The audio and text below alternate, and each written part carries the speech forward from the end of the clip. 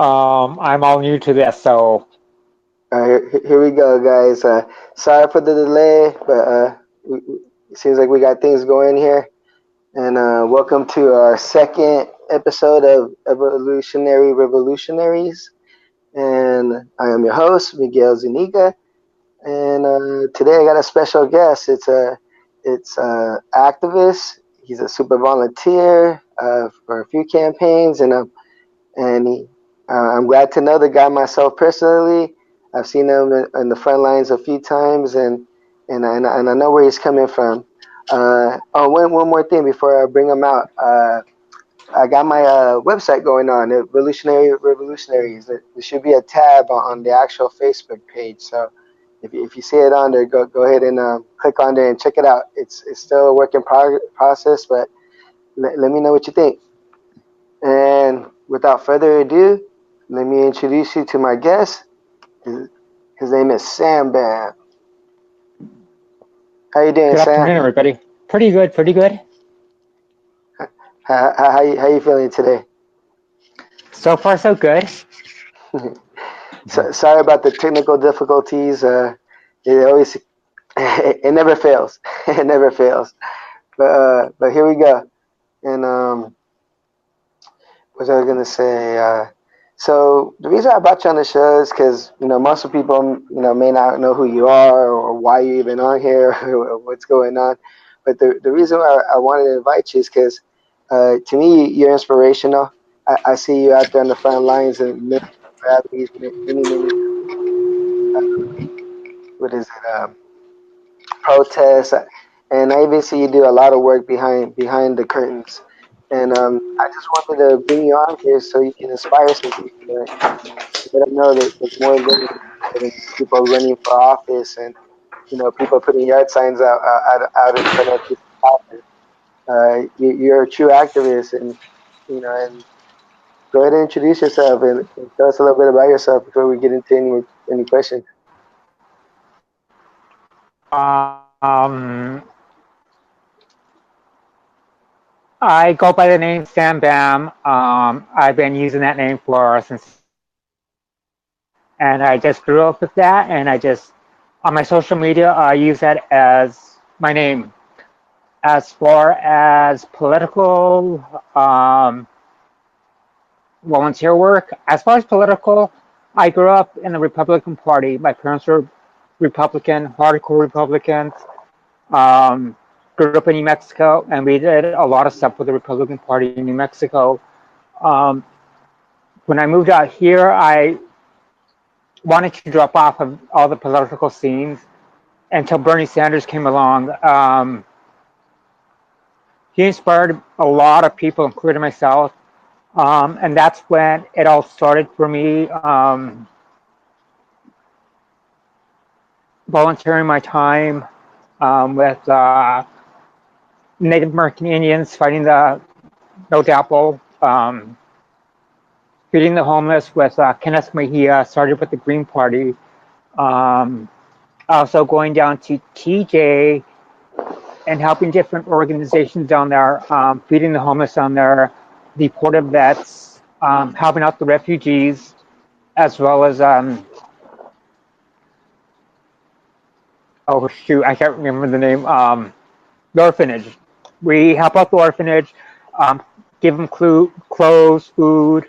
Same thing with the vets and other organizations we do down there. So I also volunteer my time with either marches, rallies, door knocking, whatever I can do to help the community. I go ahead and do that. That's awesome, Sam. That's awesome. And I seen you do a lot of it. And since I follow you on Facebook, I obviously get to see a front row seat when you do it. So it's awesome. And that's why I thought I would give you a little bit of recognition because it's not just about uh, because you're not asking for this recognition. I asked you to come on this show to talk about why you do it, and to hopefully influence more people to get motivated to be the change. Because the way our government is going right now, it's super fastest and it's really fast approaching an ultimate Nazi regime. It's scary, and some people think it's funny, but we're out here and we're witnessing it. We see these people out there actually, you know, it's like they're claiming that they're stakes. It's scary. And I mean, what made you become an actor? Um, it all has to do, I think, with Bernie Sanders. Um, he woke me up. He made the change to have me get involved. I don't get paid in anything I do with this. I guess the reason I do this is because I want my community, my country, I guess the world that I live in to change for the better. Um, you see a lot of homeless people. When I came to California over 20 years ago, the homeless situation was in dire need, but it wasn't like what we see today, 20 years later. You see them at every corner, under every bridge. It's just getting worse and worse.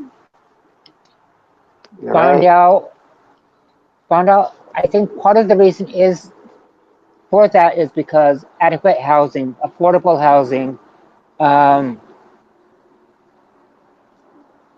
economics, hourly wages. It really sucks for, especially California. People are getting paid less than 15 bucks an hour. 12 bucks is, I believe, the minimum wage. It will be going up next month to 13 something an hour. That's in California or Los Angeles. With that being said, it's not enough for an individual like myself to pay for rent, pay for food, gas, my car insurance. Everything is going up, but our minimum wage is not going up. A lot of people are saying, even Bernie Sanders said $15 an hour is what the best thing that we're going to go for. But yeah, but that was said 2, 3 years ago. But living in LA, you have to make over 20 bucks an hour to survive.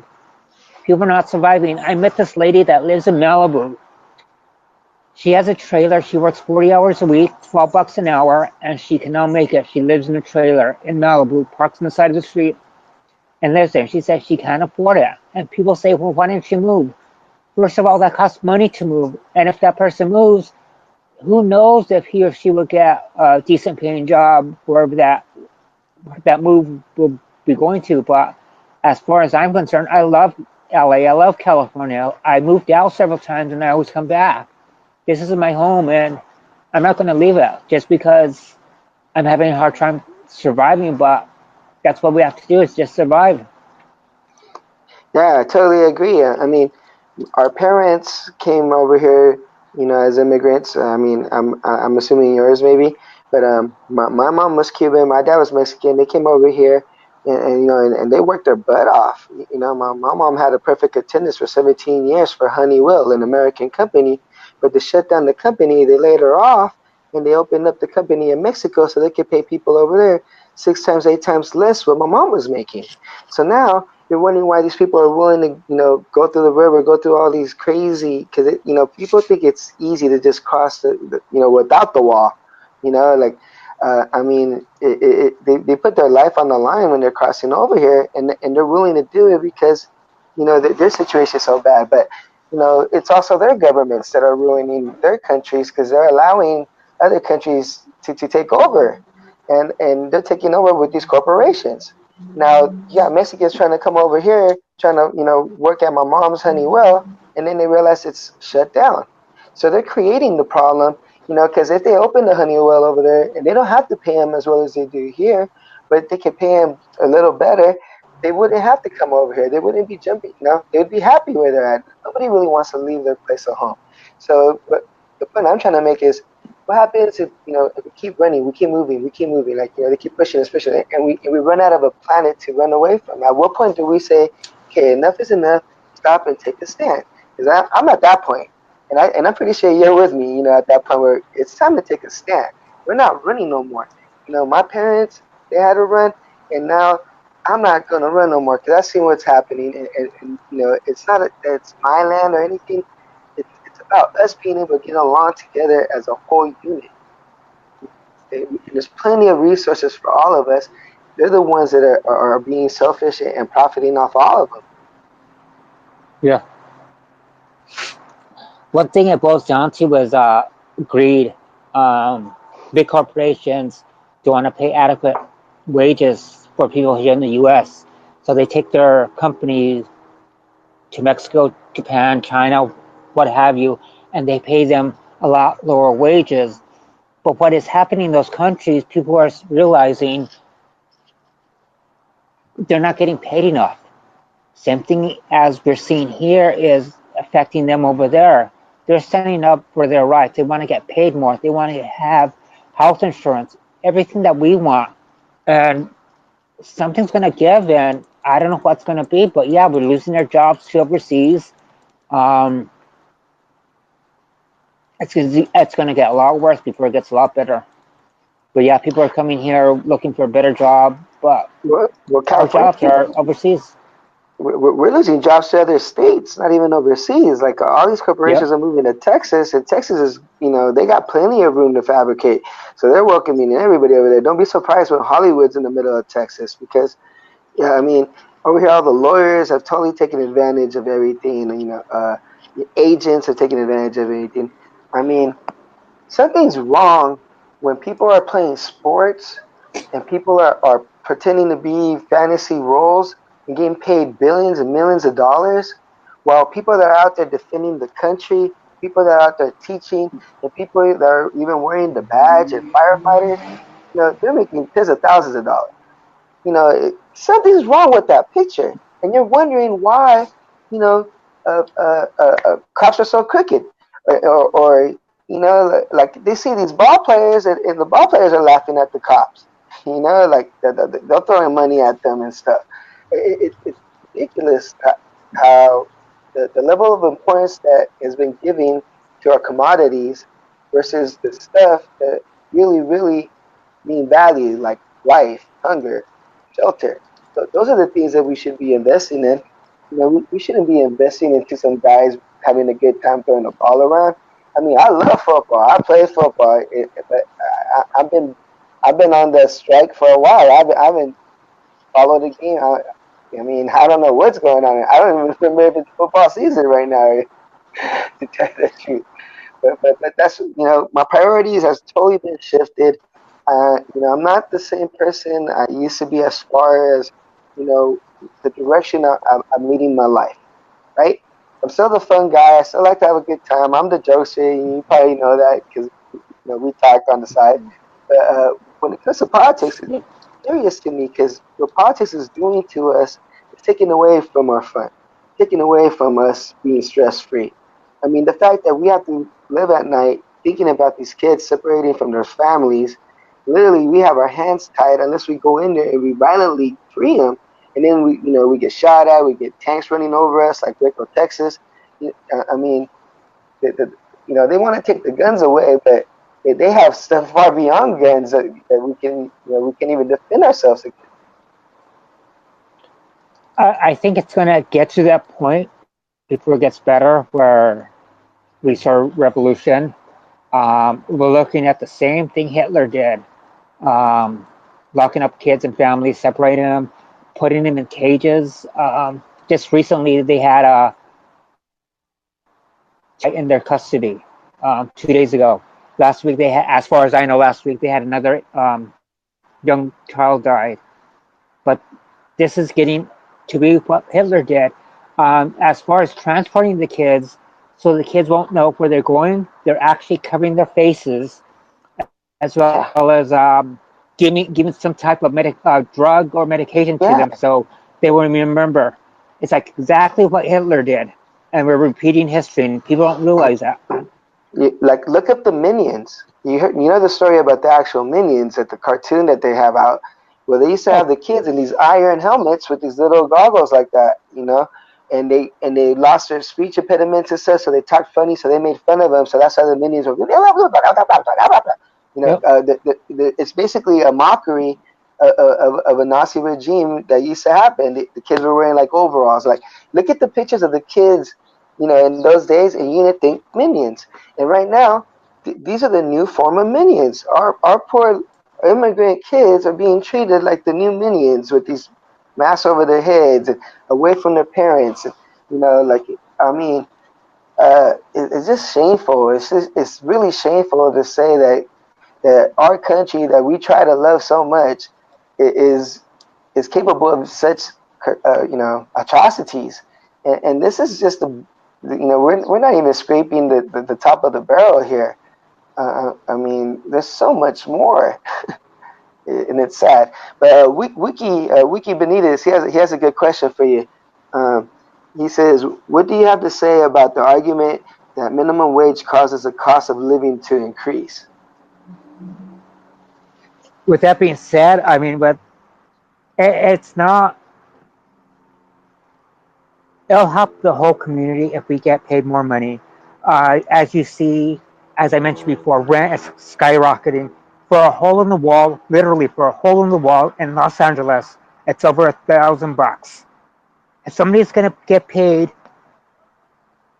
less than $12 an hour, he or she cannot make it with that kind of rent. They have to think about buying food, gas if they have a car. If they don't, they have to take the bus. Monthly bus pass is, I don't know how much it is. I have a car, so I'm sure it's almost $100 for a month. Um, just the necessities, one needs to make over $20 an hour just to survive. You have these top officials, bankers, CEOs from companies making billions of dollars off our backs. Why can't they give us some of that money? Um, Bernie Sanders went to Disneyland billions and billions of dollars. This one got $10 You, an hour. hey Sam, you're breaking up a little. I don't know if you're a bit away from your Wi-Fi. Sorry, this lady that works at Disneyland, she gets paid $15 an hour, and she still can't make it. And people tell, Right. why don't you move? Why don't you get another job? Well, that's the best paying job here in Los Angeles. Is $15 an hour. She's been working there years and years and years, and finally made it up to $15 an hour. Well, rent went up, gas prices go up, etc. We need something to change this, how the way people think, and CEOs how they get their money. Yeah, even me, I recently got gentrified basically, and my landlord tried to basically pin some water plumbing situation on me, and I had to move out, and and I had a huge rent increase just to stay in the city that I really like out here. I've been out here for about 12 years, 13 years now. Well, I just found out today, that she has a house up for rent. I used to pay $1,600 a month there. It's $2,400 there. $2,400. That's basically what I'm Yeah. paying here. And at least here I get my utilities included. There I'm not getting that. Like they're just gonna do water and trash. And believe me, the place is not worth $2,400. And it's a slumlord. It's a slumlord because she tried to pin these broken pipes on me, and I had pictures and everything. And she basically, I don't know if she realized who she was messing with, but she went the legal route. She gave me 2 months. 3 days later, after I showed her the pictures and everything, she gave me the get out in 2 months notice. So it's not Yep. an eviction. It's the legal way of getting you out of here because renters don't have any rights. Because out It, here, living it is boils supposed to be down to a greed. luxury. Shelter is supposed to be a luxury in California, I guess. Yeah, but it all boils down to greed. So so But so what would you tell someone who wants to revolution but they don't know how to revolution? Like what would be like your biggest thing to inspire someone or tell them what would be the simplest thing somebody can do just to get their ears wet? get involved in the community. Get involved in what you like doing. Um, as for myself, since I was adopted, I love helping kids out. The orphanage. Just get involved in whatever you like doing, no matter be with animal rights activists, human rights activists, whatever the cause may be that you feel dear hearted, go for it. Talk to other members that are involved with different communities, and I'm sure there's plenty of people on Facebook that would help you out. in that route. Yeah, it's good advice right there. Uh, Now, when you volunteer for candidates, what's one of the biggest things that you vet a candidate on? Like, what's got to be like the principle? Like if this candidate ain't doing this, you don't even want to see him again. Like what it is. I I would have to have Bernie Sanders. When the first time I heard Bernie Sanders, he had less than 2% in the voting polls. This was way back in the day. At that time, he had maybe 3 to 5 minutes airtime. Once Bernie Sanders became popular,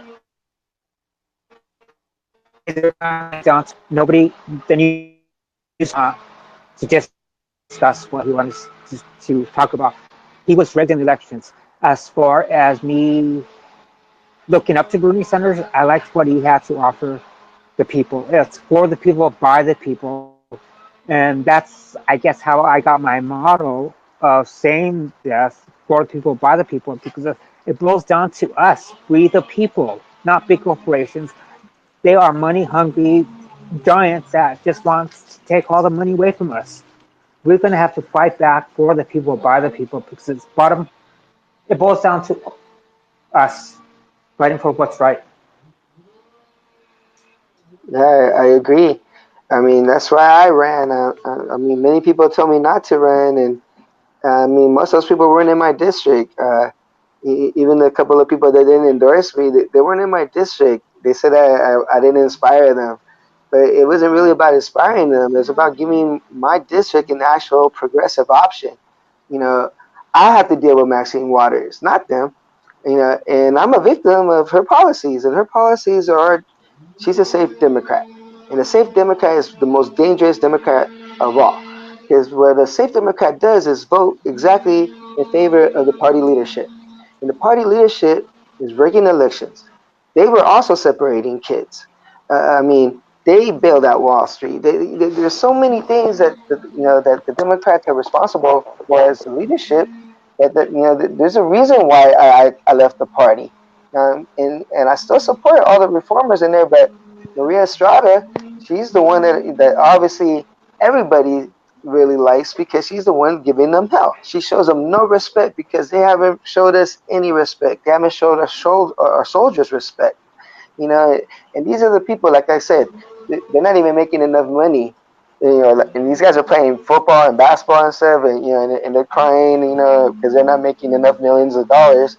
But we got guys coming back in body parts, and their families are, they barely get enough money. And I don't think that's right, especially when we have $700 billion a year military budget, where, as far as I know, veterans are part of our military.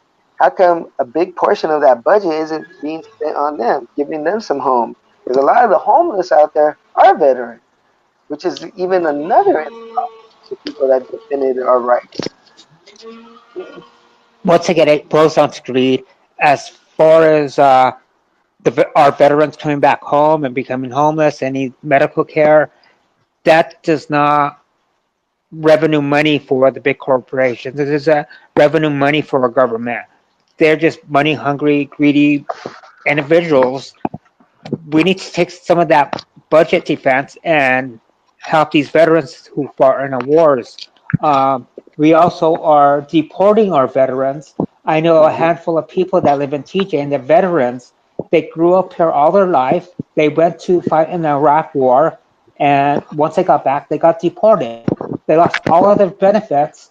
Their loved ones are here, the wife and their kids are here, but they got deported. We need to cut back on the budget defense and help these veterans of ours. As far as more elected officials, I think there should be term limits. If they're not going to do anything for the people, by the people, get their butt out of there.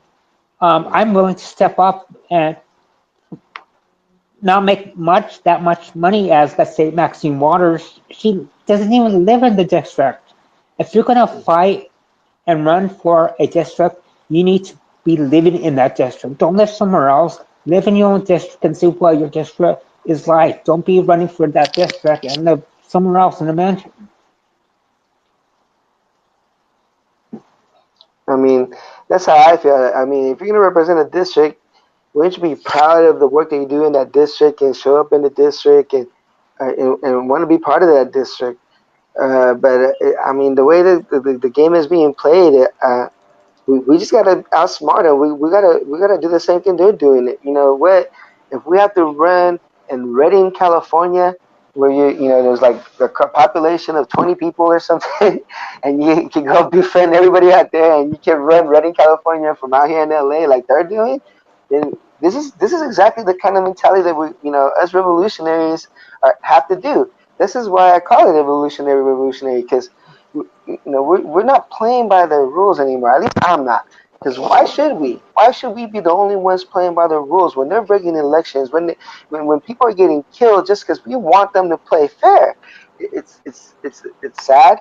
It's demeaning, and it's just I'm just so upset, mad, angry.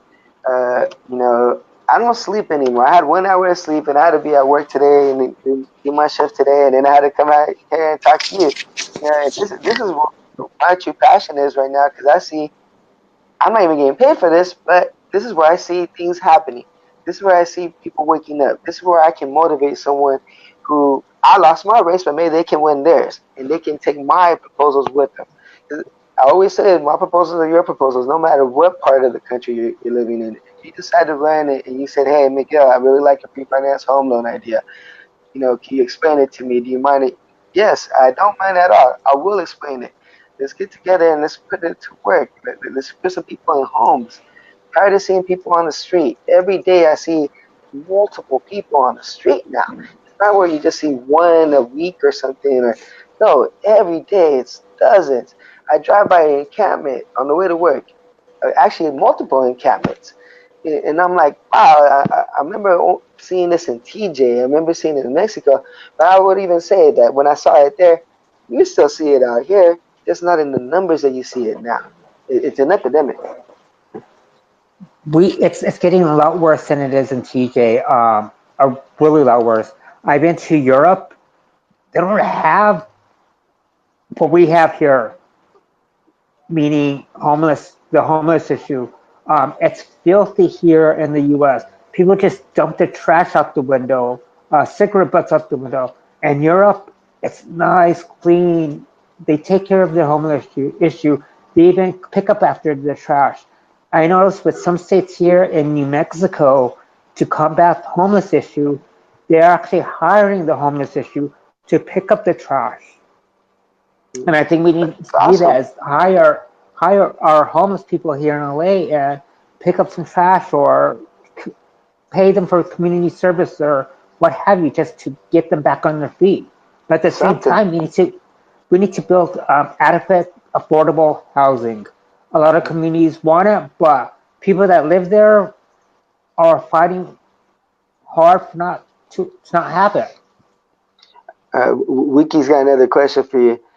This is going back to the immigration. What would you do if you were in power about immigration?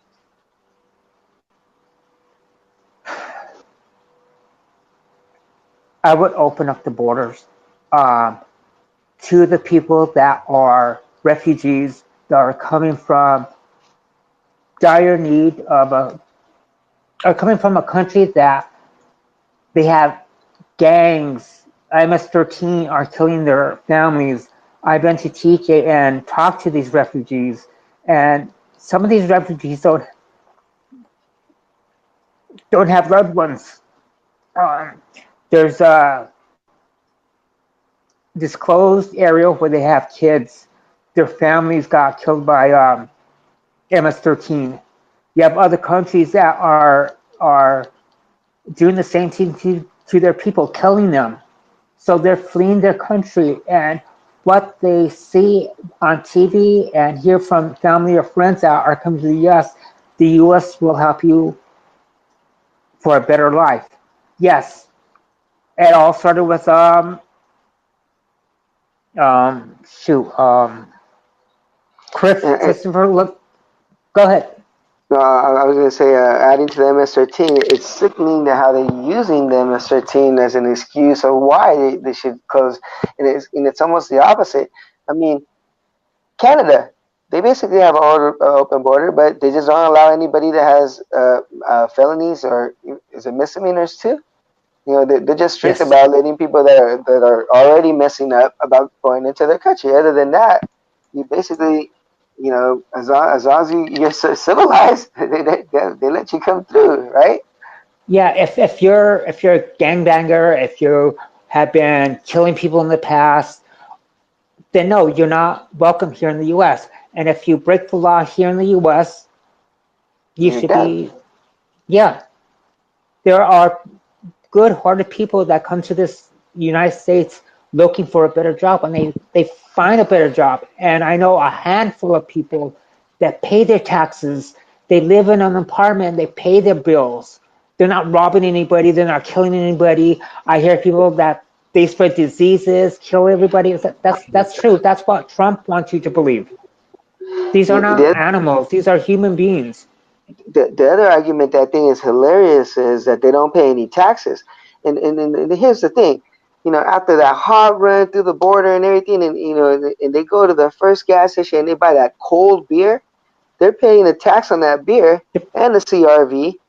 So they are paying taxes on any purchase they make. Here in California, they're paying 10% on anything they buy, and then when they get the fake Social Security numbers, right, to get the jobs, the Social Security is collecting Social Security money from their paycheck. The problem Yeah, is they can't even collect that money at the end of the year, so they're getting way more money out of the immigrants in that loophole. Because in order to stay, or they're scared of getting deported, they don't go collect their Social Security, checks. So it's all BS that they don't pay taxes. Because I like to see anybody buy anything here and not pay taxes. yeah. Um, I have a friend that works, he's been working 20 years. He pays his taxes, got a car. You have to have a driver's license, registration, all of that taxes goes to the government. So yes, they're paying taxes. And a lot of us Americans hate paying taxes. Well, these immigrants don't like, they pay taxes. They're Hmm. fine and comfortable here in the US. We should give We more got compassion to these people. we got the highest tax rate in the country at 10%. 10%. That's 10 out of every $100 that we spend. And they keep Yep. saying that, oh, we're in a debt. And that, how can we possibly be in a debt? Costco can make anywhere from 70 to $100,000 in one day. That's my store, right? And you take 10% of that, which is $7,000 to $10,000 in one day for my store alone. In my district, there's one, two, three, four. There's four Costco's in my district. I'm not wrong. We'll just say Mm. three. That's about $30,000. We'll average out, right? From those three Costco. But then you take every Target, and there's about three in my district. You take every Sam's Club, and there's two in my district. All the McDonald's, I can't even tell you how many McDonald's there's in my district. 7-Elevens, Vons, all these stores, and you take 10% of the total income in one day. How many millions of dollars, or even billions, we're probably getting in one day, all down the state? Mhm. Where's this money going? Why are we getting taxed? Why are they raising the tax on our gas when it's already expensive out here? We're almost at $4 a gallon in gas, and then we have this gas tax on it that almost made it that, right? I mean, in 2000 we were still paying under $1. Yep. Mm. So it's that's a 400% increase in our gas. But then when they're wondering why we want a $15 minimum wage, and that's not even enough anymore. Yeah.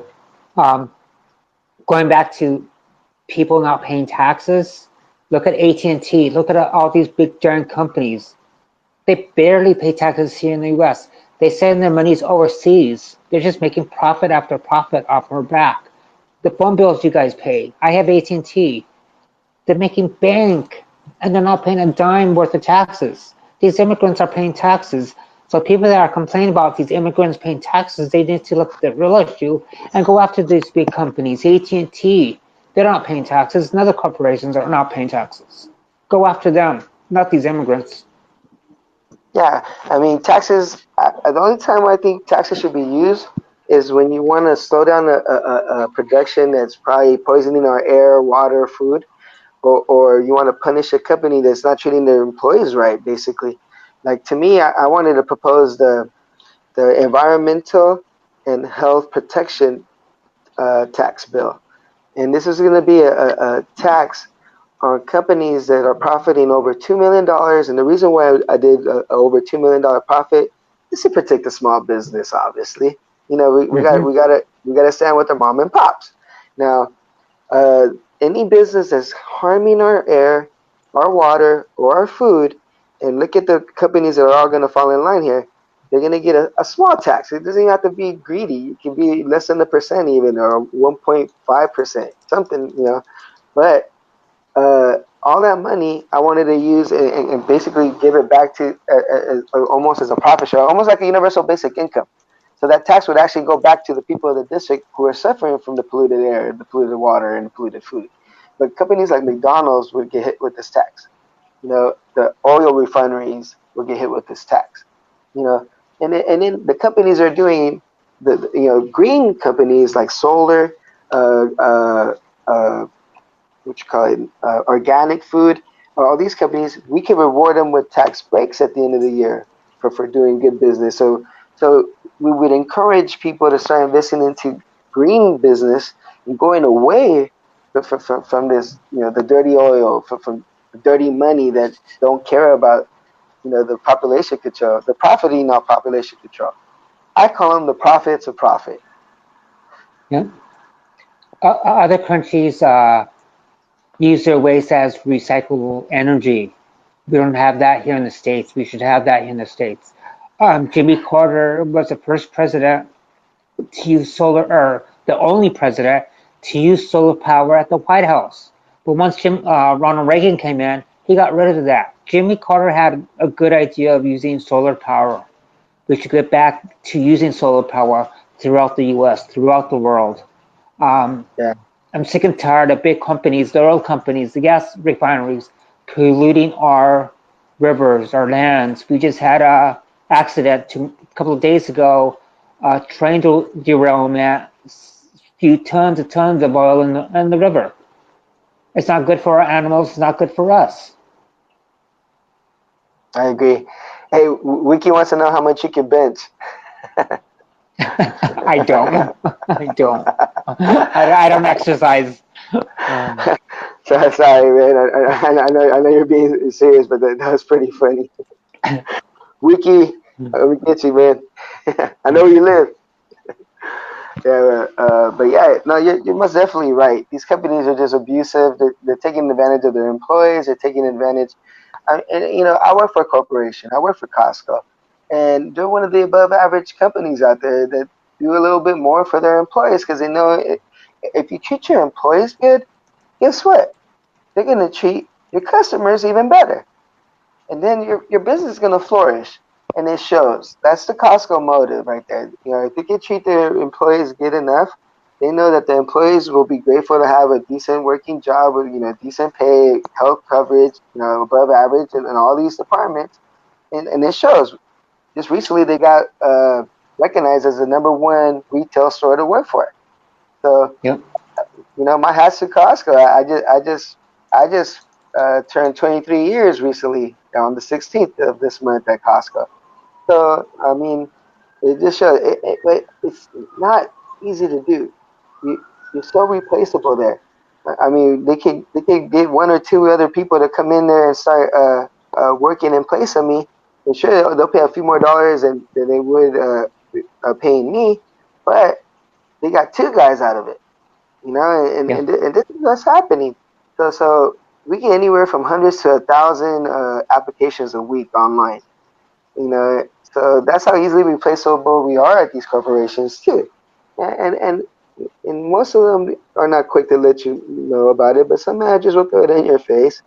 I've had to deal with managers like that in the past. I can honestly say that I'm happy with my crew now. Hmm. All my managers are real cool right now. I've been really happy with management right now. but they shift them around every 3 or 5 years. They don't want us to get too comfortable. Yep. Another thing that's popping up, I know Amazon is doing this, is computerized. They're using robots, machines to fulfill the orders, and they're kicking people out of their positions. We Right. need to find a stable way, a balanced way of having people survive. I mean, obviously they need Well, money, food, and all that, but in the beginning, I was a big Amazon shopper. I mean, the best deals were on there, but I mean, I basically boycotted them. But but when I look on there now, they don't got the best deals anymore. It's like people have gotten so comfortable that they just, they figure, oh, Amazon, and they go on there. And I'm looking around and I find things a lot cheaper everywhere else now than I do on Amazon. So really, you know, for me, it's easy to boycott them now because I see them as being expensive. And I don't know why when they're making all this money, all of a sudden the prices go up. Uh, uh, uh, I don't know. Like I said, things are yeah, really, really backwards. yeah. So I know you've been doing a lot of work with the immigrant kids, the separation, of the families, and you were one of the first ones to kind of blow the scoop, behind the scenes with me. A lot of our work is behind the scenes. We don't disclose everything on Facebook, believe it or not. But you're the one that brought it to my attention that what was it, GEO or whatever. Yeah, it's a GeoCity group. They Right, have a before any news, before anybody, you brought it to me, and you were like, Miguel, I chase this company as one of the companies profiting off the immigration situation. And go ahead, take it away, man. Tell me how you got that scoop. yeah, Geo Group is a detention center. On their website, it's total scam, but on the website it states that they're a detention center for U.S. People that break the law. Let's say if you rob a bank or whatever, you go to this detention center. But what it boils down to is they have 71 detention centers here in the U.S. They have other detention centers around the world. These detention centers hold these refugees, these immigrants who separate moms, dad, and families and kids. The guy that owns that, George, I don't know his last name, weird last name. He already made within his first 2 years over $4.3 million, and all of that money is coming from us taxpayers. Wow. The company now has vans, GeoCity vans, GeoCity buses, GeoCity airplanes. They're transporting these kids throughout the U.S., flying them there. One of the vans has baby seats. All of the seats there have baby seats, and they could fit up to 10 to 15 babies and transport them anywhere around the U.S. They're putting them in empty Walmart shopping centers. They're building places. Right now in Texas, they are putting up a tent city, just like what they did in Hitler era. Um, Encampments, so yeah, encampments. So concentration GeoCity is a camps. yep. GeoCity is a for-profit detention center, and they're just making bank off of our taxes. That's one of where our tax money is going, is right then and there. That needs to be stopped. I'm in the process of trying to make that happen. So, but I can't give too much details in regards to that. But they have Right. different locations. One of the corporate locations is here in Los Angeles, the primary location, and where the guy lives, this guy George lives, and that's in Florida. So he's making bank off of these immigrants. I mean, and it's just so shallow and low that they're playing with these kids' lives and they're traumatizing. I don't know if you saw my first show with Rodolfo Cortez, but he ends up being a doctor of psychology for children. So I asked them, how traumatizing are these kids are going to be scarred for life?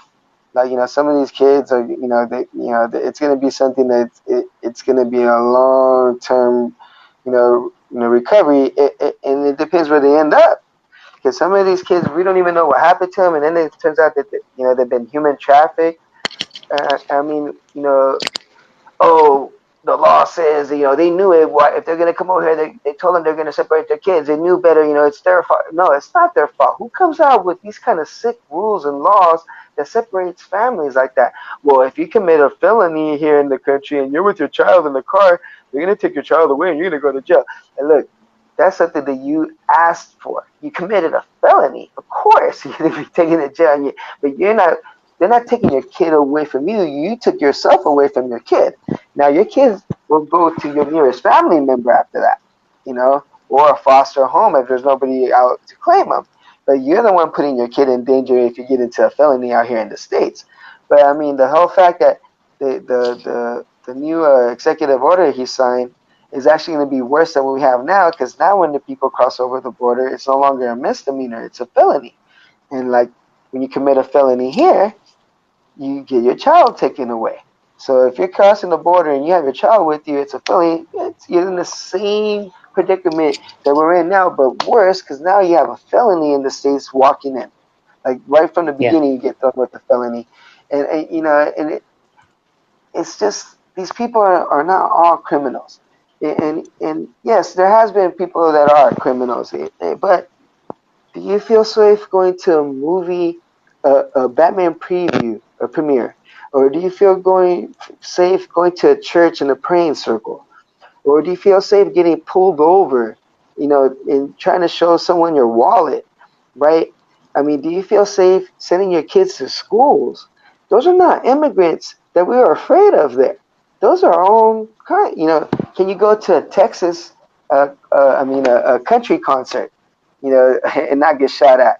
Like these are the things that everybody's afraid. Everybody's scared because they made it this way. Like I've always said, the government's biggest weapon, we hold their biggest weapon. It's our fear. Our fear is their biggest weapon. And the minute we stop being afraid, the minute we stand up, it's showing. They don't know what to do. Like with these elections, they're rigging the elections and they're getting so sloppy because they got no other way of beating us. We're beating them at their own game, so they have to rig elections now. They don't have they don't have enough manpower. They have money. They can buy votes for now, but even that's running out these days. I mean, they can only keep buying so many votes, before more and more people are waking up. And the people Um, that are being affected is the youth.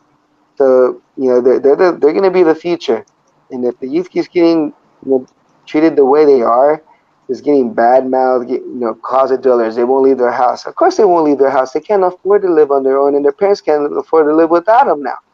So and parents are, some of the the parents are not kicking kids out of their house no more. They need them in their house. So that's why people ain't leaving till they're 30 or 40 years old from their parents' house. Because one, some people really love their parents and they don't want them to get evicted or thrown out their house. So they're sacrificing with their parents.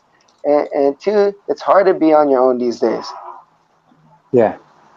Going back to the immigration issue, these kids will be traumatized for life.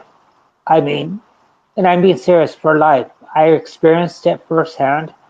Um, Way up until the old age, they'll be thinking about this. I heard a lot of this happened with Native American Indians. Some of them recount how their hair was cut off. Native American Indians have long hair.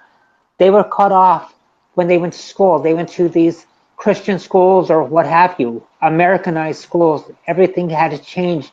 Their clothes, they couldn't wear the same clothes. They had to speak fluent English. They had to, even right now, I heard the other day that these immigrants are in these concentration camps. They're making them say the Pledge of Allegiance. What's next? Cutting their hair off, making them wear Americanized clothes or whatnot? These kids will be traumatized for life. If you don't believe me, ask some of our Native American Indians, ask some of our African American people that we done this to. And it's the white man that's been doing this back in the day and they're doing this now. Things have to change. And I think there's going to be a revolutionary vote. I hope that will not be one, but there is. We have cops killing African American people in the back. We have corporations that don't even care about people. And I believe Washington State, they had a bill where a corporation would pay $250 per employee so they could collect that money for the homeless so they could build a shelter. Well, guess what? The big corporations turned around, went to court, and they won. They don't even have to pay that now. We are in dire need of a change, not a fix it. We need to change the system around. Yeah, I agree. Fixing it is not going to solve the solution. We need to change it. Something new for the people, by the people, and not big corporations. Yeah, and that's exactly why I just did a post about it recently. But there's plenty of people that are, we got two Greens right now running for Congress and made it to the finals, basically, right? And and we have the progressives on the Democratic side, the reformers, which I've always supported.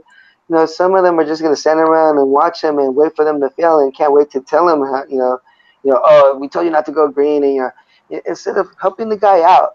Kenneth Mejia, Rodolfo Cortez are great young men that have all the good intents, and I don't know anybody more progressive in these races that we have right now. Going on.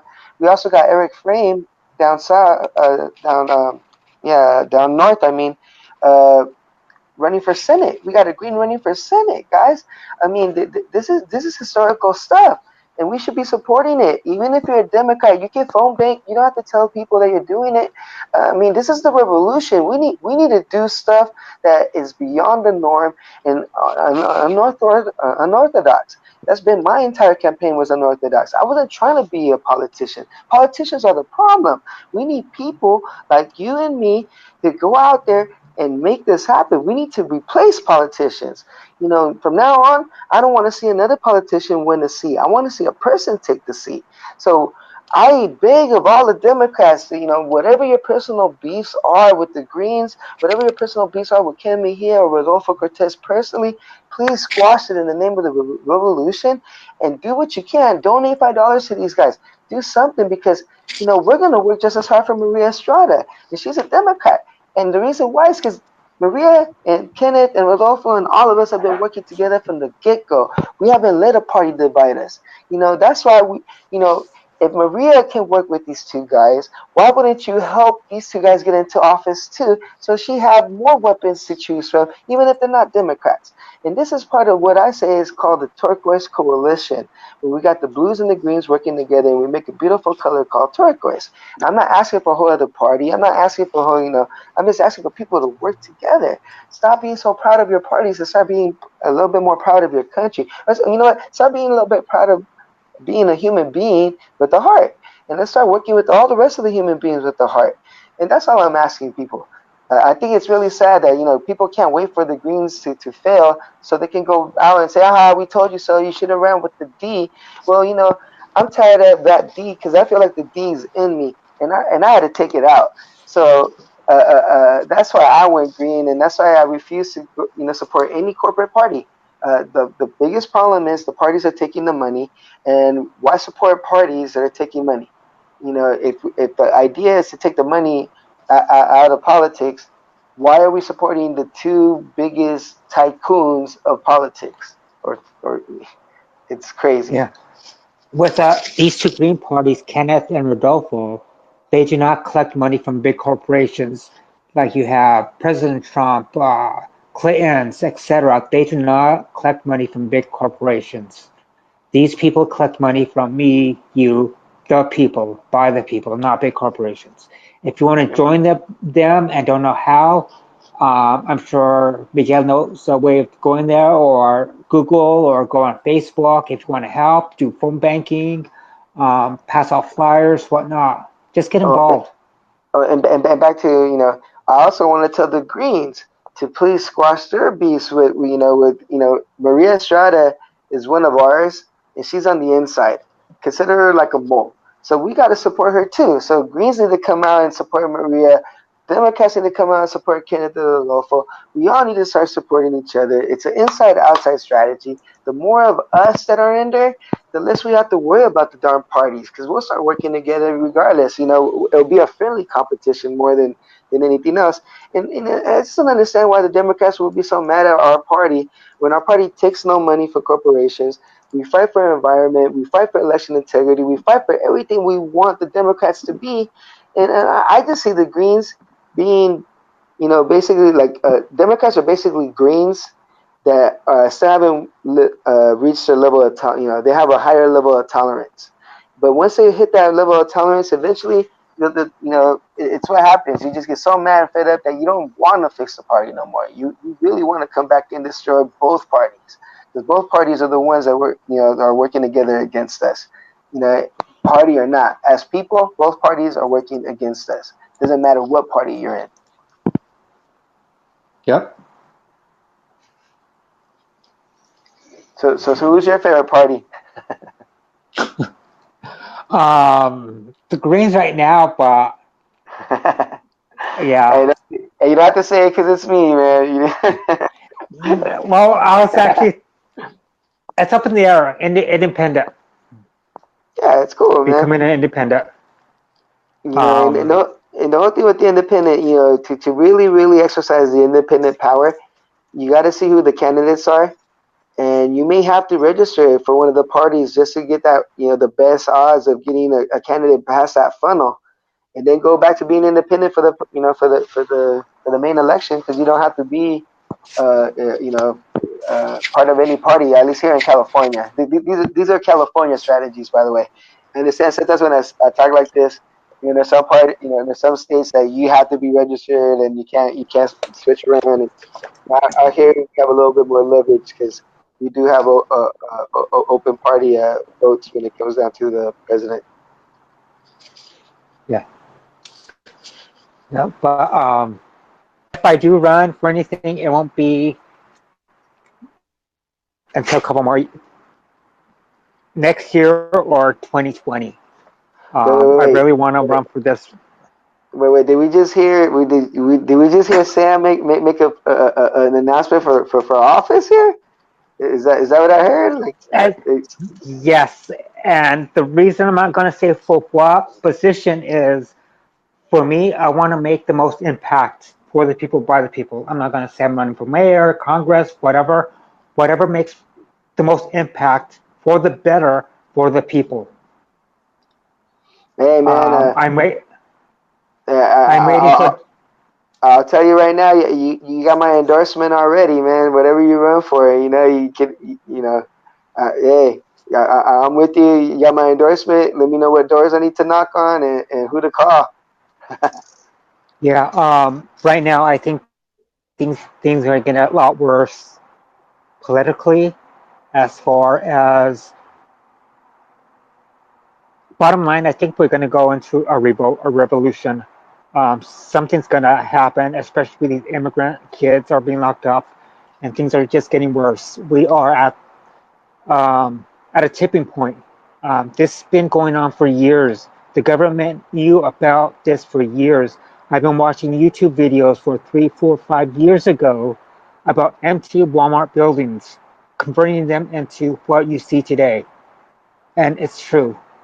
Um, I also saw a video of the government collecting thousands and thousands of caskets, plastic caskets. Once you die, you go bury in the casket. Well, these caskets could hold up to 3 to 4 adults, and there are Uh, thousands and thousands of these caskets, which makes me wonder what is going to go on. How many people are going to die? Are these immigrants going to die on the hands of our government? What's happening? We need to do research. We need to stand up. So it's something's scary. going to happen. Scary times. I mean, I see, you know, even in video games, I see a lot of video games throwing like little symbolic messages like this too, kind of predicting things that, you know, they're kind of not in that fashion, but kind of tiptoeing the tightrope of what's happening right now, reality and fantasy. I mean, sometimes you wake up Well, and you look, wonder, like, what's really going on? And you know, our well, leader is you look at ridiculous. this. Okay. Yeah, you look at the Simpsons. Before Donald Trump came into office, you see Simpsons scenes of Trump being elected. There's one scene where Trump in the scene was coming down the escalator, and there was a kid right there holding a Trump sign. And what happened? Mm-hmm. The real life Same thing. Trump came down an escalator, and there's a kid right there. Same Mm-hmm. exact thing. Now, I'm one of the episodes states or shows that Trump actually dies and people are at his funeral. I'm waiting for that to happen. We don't need Trump in office. We don't need his regime in office. We need somebody Man. that cares for the people. Oh yeah, A lot of and in the same way, Hillary and Trump are good friends, and a lot of people don't understand that. That, oh, no, no, they're not. Did you see what they were saying about each other in the race? I'm like, oh yeah, yes, yes. You ever watch wrestling? It's the same thing. They put up a villain. They make you. A lot of times in wrestling, how many times does a villain become the popular character? Look at The Rock, right? The Rock was a villain, and he yeah, became one of the crowd favorites, and now he's doing movies because why? He was such a good actor. And me and my friend, we were Rock fans when everybody hated him. He was a bad guy, and we yep. liked him because we were like, dude, he plays the best bad guy role because we understood wrestling was fake. Well, you know who else used to be a frequent flyer on WWF? Donald J. Trump. Trump has been on Oh that show yes, times, and guess who's part of several. his cabinet in business? Linda McMahon, which is Vince McMahon's wife. Now, if he's Yep. not modeling this whole presidential election around the whole structure of how wrestling works, where everybody knows it's fake, we all know our government's fake. We all know they're sold out, that they're not working for us. At this point, you're silly if you're really defending our government at all at this point. If you don't realize, I mean, kids are being separated from their families right now. If you're still defending this government, there's something totally wrong with your priorities, right? But it just shows it's happening. And why are we allowing it? How can we stop it? What needs to happen? I don't know. Get out and vote. Well, Learn who you're voting for. even voting's not working because they're got their finger on the They're scale. rigging the elections. Yes. Yeah. But look, on the night of my election, I had 1329. 1,329 votes. Today, this morning, I had 2,033. So I'm getting more votes and more votes since because these are all the corrupted votes, all the provisional votes. And I'm not saying I'm going to get enough votes to become a top two or whatever, but I mean, Maxine got 60,000 votes. And then Omar, who placed second, who raised $300,000, he got like 12,000 votes. And Yeah. he was plastered out on every bus stop out there and everything. Now imagine if I would have raised $34,000 because I only raised 3,400 to get my 2,000. I paid around $1.67 per vote. Maxine paid around $16, $15 per vote, and Omar paid over $30 per vote. So with the little money I had, imagine if I had a little bit more. I probably would have been able to make the top two with a lot less money and gave Maxine a real true challenge. Because people out here in my district are not going to vote Republican. Him being on those bus stops everywhere, the Latino community Googled him and realized, oh, he's a Republican. He's endorsed by Joe Arpaio. He's a Trump. So, hell no, he's a vendido. He's a vendido. Yeah. So all the advertisement actually did him wrong because I think this is the most votes Maxine has ever gotten in a primary because they were so scared of Omar and all his bus stops. People thought that Omar was making noise because of all these bus stops. But he did that so he didn't even have to come into the district to shake hands with anybody. He didn't talk to anybody in the district. He didn't door knock to He just put his name all over the district on bus stops.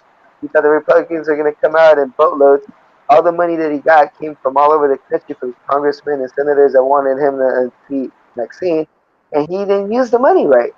So, my word of advice to Omar, if he wants to stand a chance in November, don't put your face out there on all those bus stops, because you're only, encouraging people to research who you are and realize that, you're not one of our.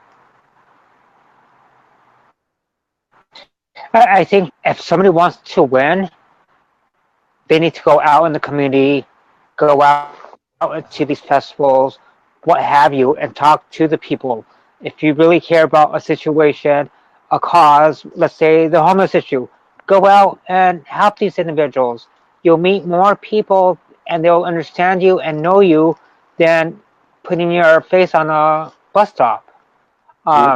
A lot of people say my vote doesn't count. I don't want to vote because my vote doesn't count. Things never change. Yes, you are correct. We need to change that. And um, also, also, what I notice is if you go out to the voting booths, a lot of these people are not knowledgeable of the laws. I know a few people this last voting election, they went to go vote and their name wasn't even on the register. Mhm. So that was Me, a big issue right there. Yeah, you were uh, one of them. You had to go somewhere else then yeah, to go vote. I had to go to my last polling station, and then they had me there. And then after I voted, it rejected my first vote ballot, so I had to get a whole new ballot and vote again. But imagine Yeah, everything I had to go through just so I wouldn't get my first provisional in 5 votes, because my last four were all provisional. I finally got a regular vote, but I had to go through all those fire hoops. You think the regular Joe Schmo is gonna go out there and go anywhere else once they hand him a provisional? No. And then all these provisionals get put on the shelf, and they're depending on volunteers to go in there and count them, and they got a month to do it. You know, that's how Bernie got screwed in California with over 2 million provisionals or 3 million provisionals out here. And we barely got to the first million in counts, and we flipped over 30 delegates for him. We were quickly on our way to defeating Hillary in California if we would have counted all those votes. And there's a reason why yeah, they did that. And the one thing that's funny is that none of those votes were Hillary. All of Hillary's votes got counted, and even with all her votes being there counted, was. she was barely beating Bernie everywhere. But Yeah, Bernie was like destroying her everywhere. That even with all the crazy rigging, she was barely beating them. Crazy. And people, oh no, no, no, no, not man. Stop defending the government. We weren't meant to be governed. We need to start defending the people who are the victims of this government. And we need to start coming together. Peaceful actions, they work. They work. Look at the moms with the babies occupying the detention center. That was a very powerful message. Like that those moms went there with their kids to show them, like, I'll be damned if you take my kid away from me. hmm, Why are you doing it to other people? yeah. I think the next election, if Bernie wins in 20, I think Bernie will win in 2020 if he doesn't get cheated out again. Um, but with Trump the way he is, he may change the law. Um, I'm afraid what Trump is going to do for our country, and that's going to make it worse. Well, Trump is on. So someone is, he's doing favors. Everything he's done is basically it was planned. It was supposed to be Hillary's show. The thing with Trump in there, there's an actual resistance out there. You know, um, and it's not just within the Democratic Party like the message is perceived. If that was the case, then know, we got two Greens going into office right now, or with the chance to go into office. So it just shows it's not just a Democratic Party that's showing the resistance, because the Democratic Party is hosting two parties right now. You get the neoliberal centrists against progressive lefties, and it's not fair. It's not fair that the Democrats are hogging up a good amount of people when they should be in Green or their own party, fighting against the Democrats and leaving them with the people that don't go in door knock. I mean, the other half of the party isn't not they're not getting anybody excited, but somehow they seem to hold the threshold because they have the money. Yep. But we'll see. We'll see. Yeah. Well, look, Sam, it's 8:30, and I think we had a good little chat here. So I wanted to give you a little time to get your go ahead and drop the mic, man, because they dropped the bombs and we dropped the mics on this show. So um, go ahead and explain to everybody why you're an evolutionary revolutionary and why everybody should be too. To change the lives of each other, make things better for one another, not big corporations. Um, and the reason why I do this is because I love what I do, helping others. I don't think of myself as being an outstanding person. I don't get paid for none of this. I don't get a dime. If I did, it would go back to the community, back to you, the people, for the people. I don't get paid for nothing like this. So I do it out of my love, my heart. Being humble is a key issue of power. If we don't have that, then we're going to lose. We have to stop big corporations, big political people from ruining our livelihood, ruining our earth, our planet, our Mother Earth. We need to do something for the good of humanity. Humanity, what it's boiled down to. Uh, quick question from Wookie. This is pretty Yeah. nuts. What will both of you do if violent revolution does come? I'll go ahead and let you start it off. If revolution does come, I'm not afraid of getting killed. I'm not afraid of getting arrested. We need to change things for the better. If one comes, I hope to God it'll be best for the people, by the people. Yeah, if the violent revolution comes, basically I'm gonna do the best to protect my family. I got little ones. I got my wife, and you know, and I've always been the person to say that why live for nothing when you could die for something. So I would go out. I would go out swinging for sure. I've always been a fighter. I hate to be a physical fighter. It's always been the last resort, but uh, you know, I've always tried to lead with love and compassion. That's I've always talked about putting the heart in the machine because when I played football, I was the littlest on the team, so they always said I had the biggest heart. So this heart's been my heart's been broken a few times, and I still come back because I've always believed in love. Like my good brother Kenneth Keith and Anthony Sakura. He says it all the time. We believe that love will win, and we truly believe that, man. If you ever met that guy, and I'm sure you have, you met Keith. I mean, he's just energetic and full of love. I mean, and that's I wish we would all be. It's awesome. Like if I was stuck in an elevator and I wanted to have a good time, Keith would be the person that I would want in that elevator with me. Yeah, because he's the kind of person that would make me and him are the people that look at the glass half full instead of half empty, and we try to add a few drops in there to tip the scale. So violent revolution, it's always the last resort. This is the whole reason why I'm running for office. This is the whole reason why I have sleepless nights, and it's a chess game. It's a political chess game. But we need more pawns on the board. We need more horses on the board. We need more queens and kings on the board. Because this is the only way we're going to be able to defeat the other team. The other team's been playing chess. They basically made the board. So we gotta. I always said to beat the system, we gotta be the system. So at this point, we're being the system. We're involved. We see how it works. We know what rules are.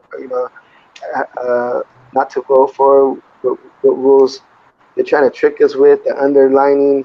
We're breaking them down from every direction.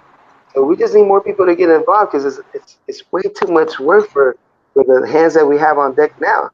We need to share the load. It's the only way we're going to break the duopoly. And about the voting, see, the last voting cycle it was a 12% showing. I think this time we got over 20%, and in some places 28. So it shows that we are, we're growing out there, and plus all of us are not being counted. that's also it also makes us look like we didn't come and vote.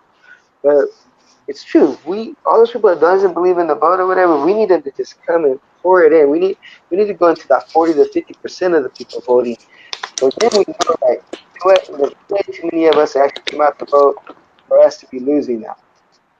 That's the reason why we need people to still vote, even though it's rigged, because you got to make it impossible for them to rig it, or just so that we came so hard that even the rigging didn't help. So yeah, I agree. We still need to come out in boatloads to vote, but we also need to do more than voting because voting isn't enough anymore. We need to be active. We need to be in rallies. We need to be, you know, we need to be in these politicians' faces, telling them that they're not. So, Yep. any last words you want to say to the audience before you go? And you know, and first of all, thank you for coming on the show. It's been great conversating with you. It's always been great conversating with you. And hopefully you inspire a few people. You know, I wanted to give you a big thank you for everything you've done and are doing for your community, for us, and for these kids. You know, especially these kids, man. I love you, Sam, as one of my brothers, and thanks for all you're doing. Go ahead. Yeah, well, thank you for having me on, Miguel. One of my biggest compassions of me going out and helping the community is helping the kids. They are they are our future. We need to depend on them. We need to give them encouragement, motivation. That's why I like helping these kids because they are our future. Um, as far as what I hope you guys are listening that want to volunteer in any organization. Find out what you like doing best. Maybe helping the homeless people, elderly people at convalescent homes, whatever have you. Just go out and find a group, an organization that you feel comfortable with, and hopefully will change how the world is and our future for humanity may survive. Yeah, amen to that, man. Well, thanks for coming aboard, Sam. Pleasure talking to you. You know, thanks for sharing. You know, and I look forward to unraveling some more of these corporations and taking them down with you, man. It's an honor working with you, and I can't wait to see you run, man. I'm glad you make the announcement on my show. That's cool. That's awesome. I just want, I don't care what you're running for. I'm just excited. We need more people to run. Yeah, just something that will make a positive impact for everybody. That's what I want to Uh, go into. that's what we need, man. We need more people to get in there to replace these machines. And on a final note, don't forget to check out the Revolutionary website. I have a tab on the Facebook page, so go ahead and check it out. I spent the whole night actually putting it together. I finally found a place where I was able to do it. So, and of course, after I'm out of the race, I figure out I figure out a place I can make a website. I didn't have a website the whole time. It's cool. At least I know how to make a website now, and I might be helping some other people make their websites too. Not now that I know that part of the game. So again, revolutionaries. This is what it takes. You gotta attack it from every angle, and I mean, I'm learning stuff as I go, and I don't regret any of it. I don't regret any of it. I know there's a lot more on the other side that we can actually benefit from. Well, on that note, Sam, thank you for coming aboard. Thank you. Everybody out there that watch this, please share it. You know, a lot of people need to see what Sam had to say. Today was his show. Today was his night, and and like I said, thanks for coming on board, and we'll see you soon. We still got to see who our next guest is going to be. There's a couple people already on the board. Some people that I know that you'll be excited to hear about too. A couple of candidates. Uh huh. Uh, all right, guys. I love you, and I'll see you in the next one. Keep dropping those mics. Thank you. Peace out. Peace out.